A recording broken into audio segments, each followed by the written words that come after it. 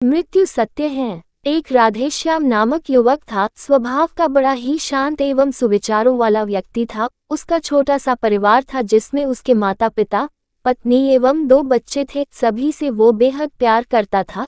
इसके अलावा वो कृष्ण भक्त था और सभी पर दया भाव रखता था। जरूरतमंद की सेवा करता था, किसी को दुख नहीं देता था। उसके इन्हीं गुणों के कारण श्री कृष्ण उससे बहुत प्रसन्न थे और सदैव उसके साथ रहते थे। और राधेश्याम अपने कृष्ण को देख भी सकता था और बातें भी करता था। इसके बावजूद उसने कभी ईश्वर से कुछ नहीं मांगा। वह बहुत खुश रहता था क्योंकि ईश्वर हमेशा उसके साथ रहते थे, उसे मार्गदर्शन देते थे। राधेश्याम भी कृष्ण को अपने मित्र की तरह ही पुकारता था और उनसे अपने विचारों को बांटता था।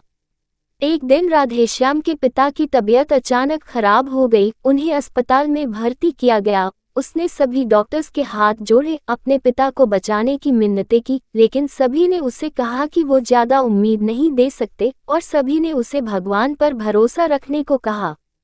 तभी राधेश्याम को कृष्ण का ख्याल आया और उसने अपने कृष्ण को पुकारा। कृष्ण दौड़े चले आए। राधेश्याम ने कहा, मित्र, तुम तो भगवान हो, मेरे पिता को बचा लो। कृष्ण ने कहा, मित्र, ये मेरे हाथों में नहीं है। अगर मृत्यु का समय होगा तो होना तय है।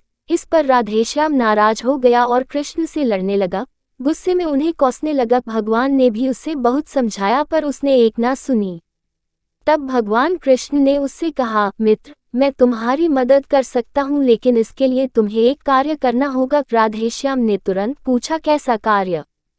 कृष्ण ने कहा, तुम्हें किसी एक घर से मुट्ठी भर ज्वार लानी होगी और ध्यान रखना होगा कि उस परिवार में कभी किसी की मृत्यु न हुई हो। राधेश्याम झट से हाँ बोलकर तलाश में निकल गया। उसने कई दरवाजे खटखटाए। हर घर में ज्वार तो होती, लेकिन ऐसा कोई नहीं होता जिनके परिवार में किसी की मृत्यु न हुई हो। किसी का पिता, किसी का दादा, किसी का भाई, माँ, काकी या बहन। 2 दिन तक भटकने के बाद भी राधेश्याम को ऐसा एक भी घर नहीं मिला।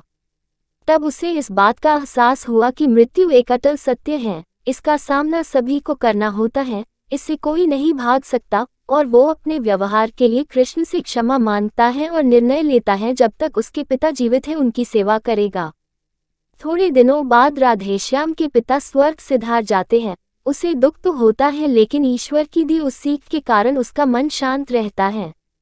दोस्तों, इसी प्रकार हम सभी को इस सच को स्वीकार करना चाहिए कि मृत्यु एक अटल सत्य है। उसे नकारना मूर्खता है। दुख होता है, लेकिन उसमें फंस जाना गलत है, क्योंकि केवल आप ही उस दुख से पीड़ित नहीं है, अपितु संपूर्ण मानव जाति उस दुख से रूबरू होती ही है। ऐसे सच को स्वीकार कर आगे बढ़ना ही जीवन है।